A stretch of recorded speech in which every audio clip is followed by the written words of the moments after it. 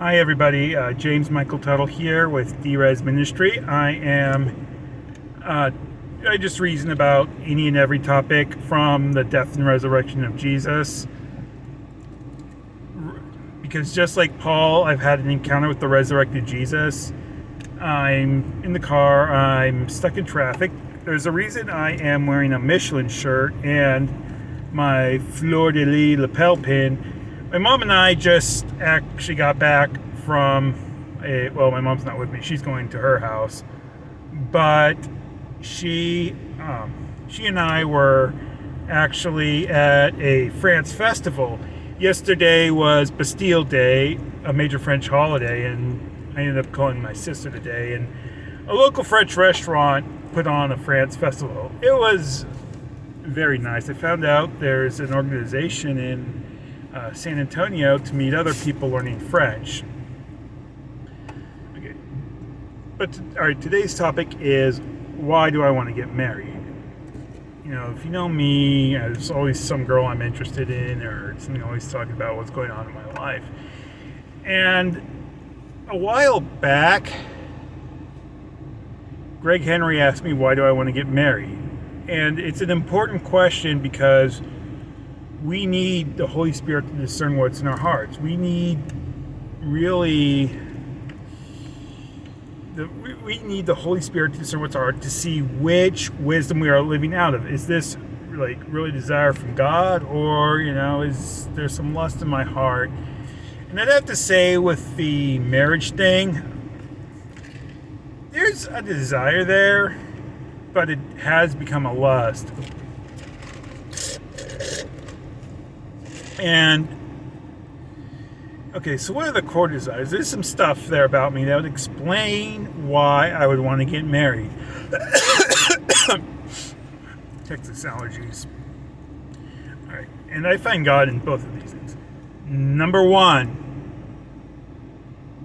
is I tend to prefer fewer, deeper relationships. And with relationships, most people tend to be fewer and deeper, or they just tend to be more. And both are great. I find God in both preferences. God has a deep individual relationship with every person, and at the same time, God has a corporate relationship with us all. And so for me, marriage is often the pinnacle of, with our human relationships, it is the deepest personal relationship. Number two, my love of influencing people's thinking. All right, so some of you may have heard my job didn't work out. It was selling cologne and perfume. I love sales, but with sales, it's not like, oh, you're good or bad at sales. Some people are cut out for sales, others aren't. But even for the people who are in sales, they might be better at certain types of sales than others. All right, so that cologne job was not really good for me. But I do have an interview at a car dealership, and I sold cars. I loved it. I just had a bad boss. I loved selling fireworks in high school. So there's certain types of sales I love. If someone's coming to a store, with something they want or need, and I need to understand what they're looking for and help them make the best selection, that really, really works out for me. Okay. But if you look at my history, though, one of my favorite classes in high school, marketing, my major, media studies, college activity, politics. One of my favorite books, The Microscript Rules by Bill Schley, one of the greatest books on communication and influencing other people's thinking. Okay? And that's all to say, I express opinions. I love to give feedback. To me, so I say all this to say, this is why I love courtship, is because it's that part of me where that one-on-one depth and influencing people really comes together. And this is why actually introverts love sales. because they tend to be, it can really become it's a very one-on-one personal thing. You can work one-on-one personally with someone, and introverts love that. That means introverts being what, some people call, the whole I prefer fewer, deeper relationships type person. But yeah, I don't want to stick people with labels, but I'm just trying to say, yeah, that's just, I don't like labels, but I'm trying to, man-made labels, but I'm trying to explain, personalities.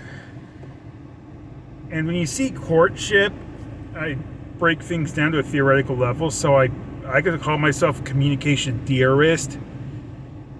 And it's very hard because, I love to study what attracts women, but there's no real, so none of the Christian dating books even will tell you that. And then you got the secular dating books, which keep God out of the picture. And then, I did find a Christian dating coach who still managed to keep God out of the picture. Look, I understand what attracts women. I read that because I just naturally study,